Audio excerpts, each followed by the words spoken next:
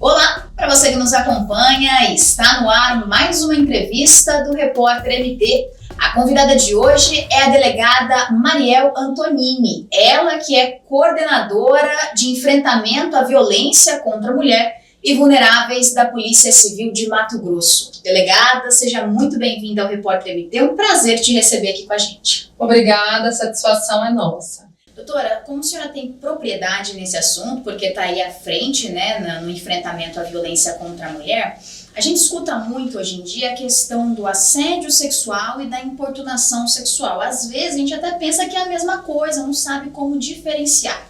Então eu queria perguntar para ti, como que a gente pode identificar o que é assédio, o que é importunação e qual que é a diferença com relação à penalidade? Ao que a pessoa pode responder se for pega pelo crime de assédio ou pelo crime de importunação? Bom, nós vemos muitas matérias sendo veiculadas em que um fato ele é chamado de assédio, né? E na verdade, muitas vezes a gente verifica que é um outro crime sendo cometido. Às vezes um estupro, uma importunação sexual e às vezes é um assédio mesmo. Então vamos identificar o que é um assédio sexual. Olha, o assédio sexual, ele depende de algumas situações, né? Nós falamos que é um crime próprio. Então, ele demanda um sujeito ativo especial e um sujeito passivo especial também. Então, para que seja cometido, considerado um crime de assédio sexual, há necessidade de haver um constrangimento de uma pessoa numa relação de trabalho para fins de favorecimento sexual. Né? Então, um superior hierárquico constrange uma pessoa para fins de ter um favorecimento sexual em benefício próprio ou alheio, né, de outrem. E também pode ser decorrente de uma ascendência, de uma relação privada, como, por exemplo, um professor pode assediar um aluno para ter um benefício sexual, né? Vamos dar exemplos. Olha, um chefe oferece um benefício para uma certa servidora. Para você adquirir, galgar a tal cargo, tem que sair comigo, entendeu? E isso é uma figura de assédio. Então, depende dessa relação de trabalho, dessa superioridade de vínculo, tá? Uma hierarquização na relação. Quando nós falamos em importunação sexual, não, é uma figura diferente, né? É a prática de qualquer ato libidinoso contra outra pessoa sem a anuência dela. Então, esse crime ele pode ser cometido por qualquer pessoa e contra qualquer pessoa também. Não demanda um sujeito ativo e passivo determinado, especial, tá? Então, qual o exemplo que eu posso citar? O crime em si, ele surgiu de uma situação que aconteceu em São Paulo e na época teve muita dúvida que crime era esse. Era uma contravenção penal? Era um crime de estupro? Que foi a situação de uma pessoa que estava dentro do metrô e ejaculou no ombro de uma outra passageira. Então isso gerou intensa discussão na jurisprudência, na doutrina, né? Que crime que nós vamos colocar nessa situação? Uma contravenção penal responderia bem? Seria um pouco, né? Uma responsabilização criminal falha. Crime de estupro seria demasiado, porque a pena é muito alta. Então, diante disso, o legislador entendeu essa brecha, né? E em 2018 criou essa figura típica da importunação sexual, que hoje tem uma pena de 1 a 5 anos.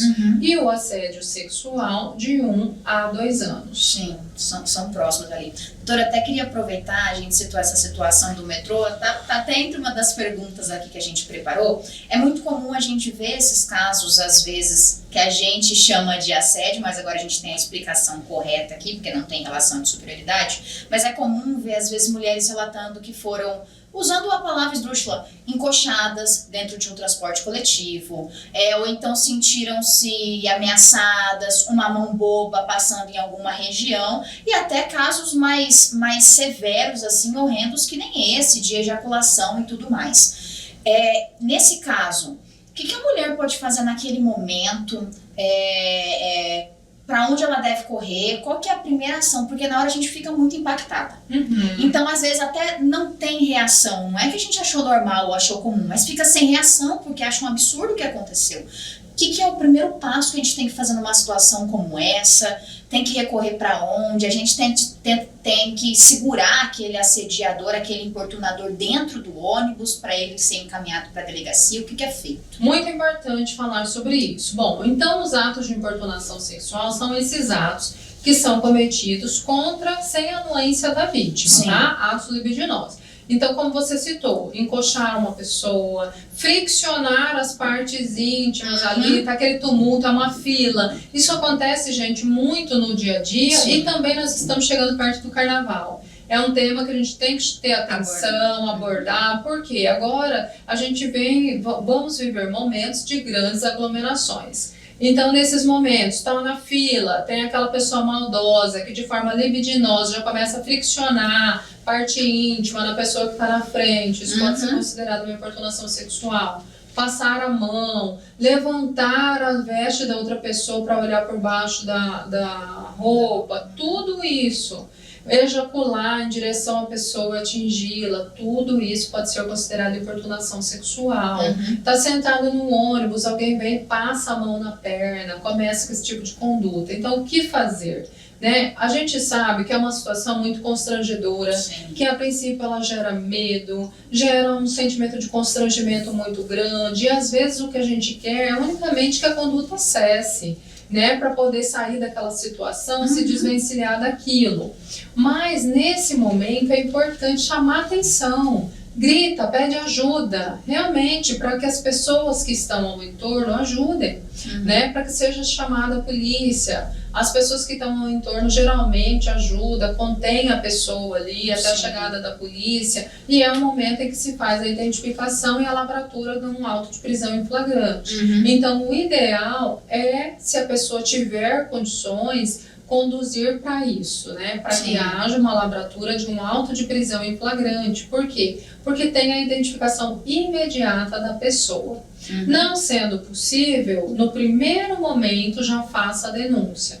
Por quê? Porque é essa proximidade, né, que a gente tem mais facilidade de produzir elementos informativos. Então, por mais que, olha, ela tem o prazo prescricional, ela pode demorar para fazer a denúncia. Sim, até o prazo prescricional é possível buscar a autoridade policial. Sim. Mas o quanto antes, melhor. Por quê? Porque nós temos mais condições de provar a situação.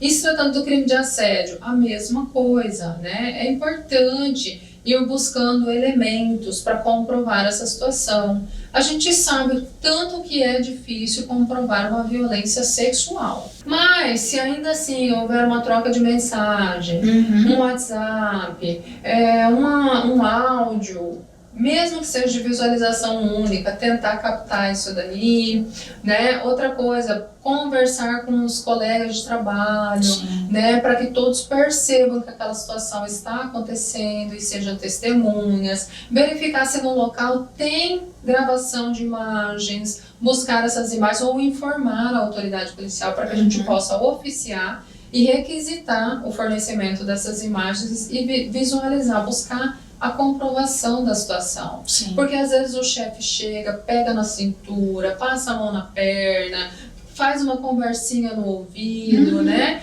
E vendo uma imagem, além da palavra da mulher, você consegue corroborar com outros elementos. Então, tudo isso é muito importante, tá? Sim. Hoje, para se fazer uma denúncia, somente a vítima pode se direcionar à delegacia? Ou, por exemplo, se eu presenciei algo acontecendo com um amigo, com um conhecido, alguma situação que eu achei estranho, cheguei para conversar com a vítima, ela me relatou que realmente está acontecendo algo nesse sentido, eu posso ir lá e fazer essa denúncia no lugar dela? Como é que funciona nesse quesito da investigação? Sim, é possível. São crimes que se procedem mediante ação penal pública incondicionada.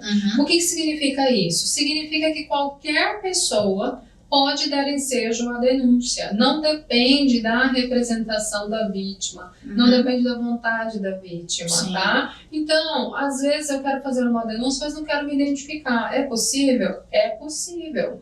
Basta que ligue no 180, que é o canal de atendimento à mulher, e o 180 capta essa informação e redireciona a delegacia mais próxima a delegacia vai entrar em contato com essa mulher, vai confirmar as informações e proceder a uma investigação. Também é possível discar no 197, 190, todos são canais oficiais em que é possível fazer uma denúncia de forma anônima. Certo. É importante falar também, delegada, que a gente está citando aqui o exemplo da mulher, porque acompanhando os números que nós temos visto aí, os casos acontecem com mais recorrência com as mulheres. Mas homens também podem fazer denúncia, homens também são vítimas de assédio, de importunação sexual, isso vale para os dois gêneros ali, não tem especificação, né, doutor? Com certeza, é isso mesmo. Nós falamos mais em mulher porque a maioria das vítimas de crimes sexuais são mulheres, até mesmo de estupro. Sim. Quando nós analisamos os dados de estupro de vulnerável, de importunação sexual, a maioria das vítimas são mulheres, mas também temos pessoas do gênero masculino que são vítimas de assédio, de importunação sexual, de estupro. Sim. E é importante buscar essa denúncia. Às vezes é mais importante até falar com os homens, porque às vezes por machismo, por medo de ser julgado, às vezes a pessoa sofreu esse crime e com esse medo de ser julgado, de ser diminuído, ele não faz a denúncia. Sofre calado. Sim. Então é importante dizer que esses casos, eles são tratados com sigilo, tá? Então, uma vez feita a denúncia, buscou a responsabilização criminal, o inquérito e o processo judicial tramitarão em sigilo. Então, não precisa ter vergonha, nem medo, disposição, que tudo é tratado com muito cuidado. Sim. Doutora, aproveitando que a gente falou da questão dos casos, a gente acompanhou, pelo menos ainda tem a visão de que Mato Grosso continua como primeiro no ranking de feminicídios. Como o nosso foco aqui é falar sobre a questão de assédio e importunação, como é que está esse ranking do Estado com relação aos números, se comparado aqui entre 2024 e 2023? Os casos de assédio, de importunação, eles aumentaram, eles diminuíram? Como é que está essa avaliação sendo feita pela Polícia Civil? Nós podemos dizer que estamos em um momento de estabilização, tá? Tivemos uma leve diminuição quando comparados ao ano de 2023, Sim. mas é praticamente uma estabilização. Analisar que nós temos mais de 400, né, mais de 400 boletins de ocorrência relacionados à importunação sexual, é um número que ainda nos chama atenção. Então, nós precisamos continuar trabalhando, conversando com a população, explicando que não é não fazer nada contra uma pessoa que ela não queira, né? Hoje todo mundo tem sua liberdade sexual disponível. Então, por que fazer algo com alguém que ela não queira, não está à disposição?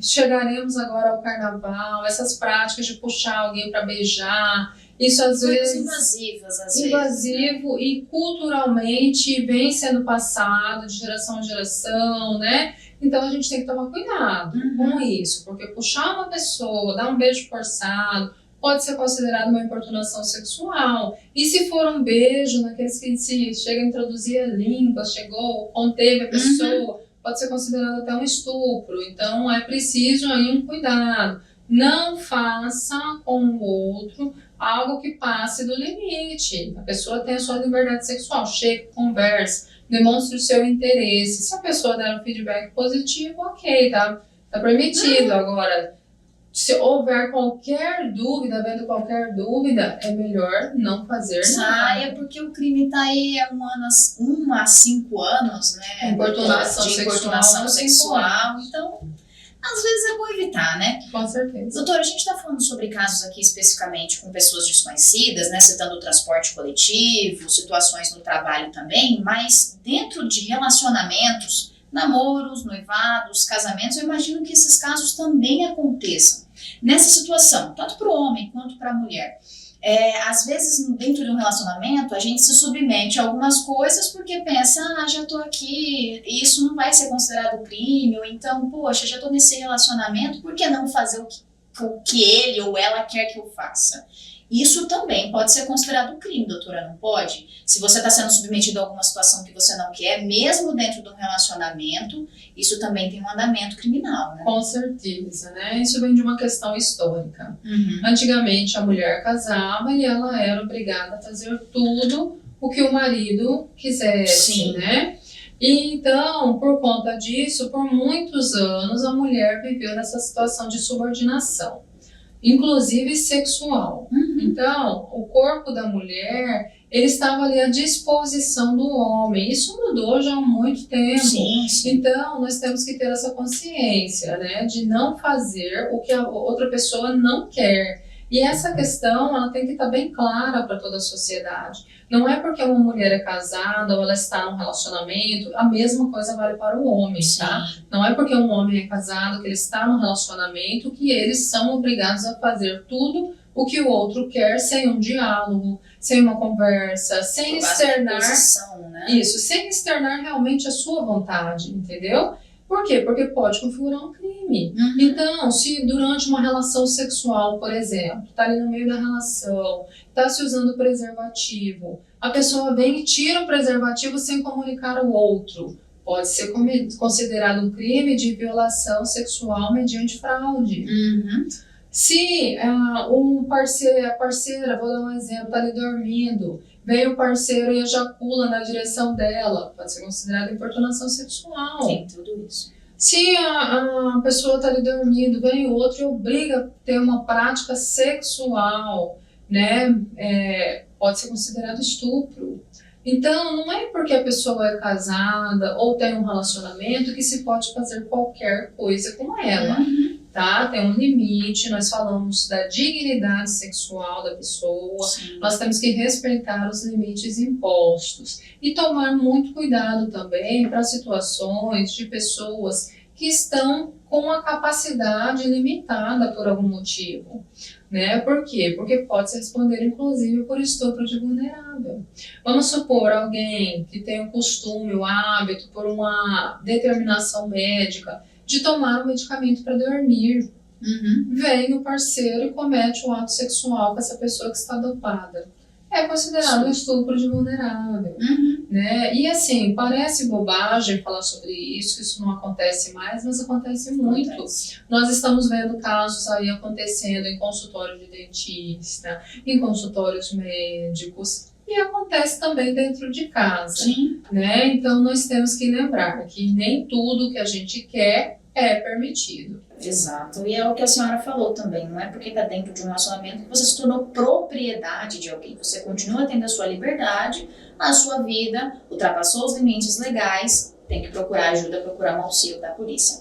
Doutora, para a gente se encaminhar para o finalzinho da entrevista, aproveitando que a gente comentou sobre a questão do assédio, que tem essa relação hierárquica e acontece costumeiramente no trabalho, quais são as ações, os atos que é preciso ficar atento, que talvez aquilo ali esteja passando um pouco do limite, assim, eu imagino que nas denúncias tenham situações mais comuns que a população costuma denunciar e que eu acho que vale de alerta também para o público de casa estar atento.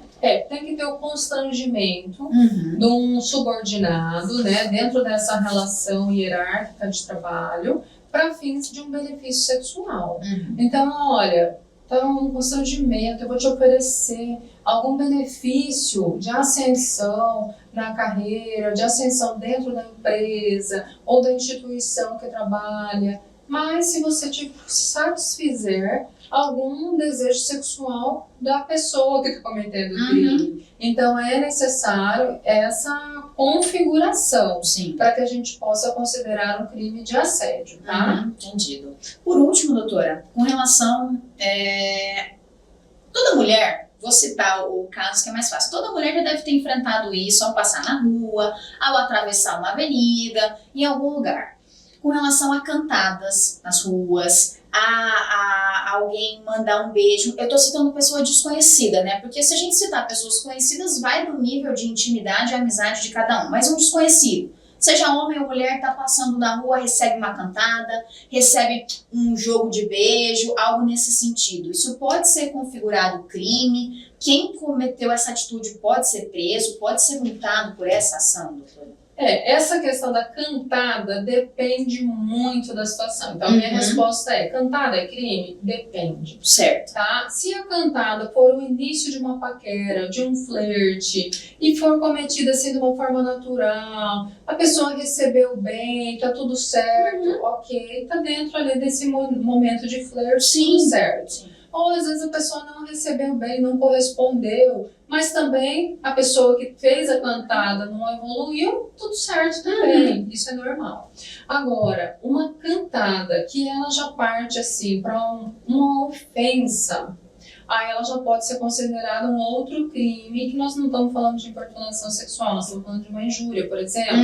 Vou dar um exemplo, uma mulher passa e começa, ô potranca, ô potrancona, ô gostosa. É uma coisa que a pessoa pode se sentir ofendida, Sim. Entende? Então, neste caso, é uma cantada que, se ela for ofensiva, pode configurar um crime contra a honra.